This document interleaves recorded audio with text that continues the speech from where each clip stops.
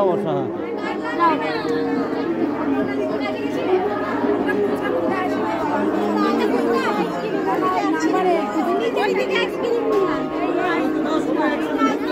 হ্যাঁ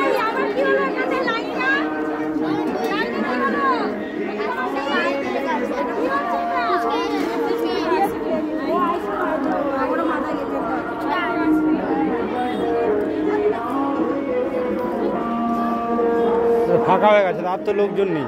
আবার আসবে মেন জ্বরটাকে তো কাটিয়ে উঠতে পেরেছি।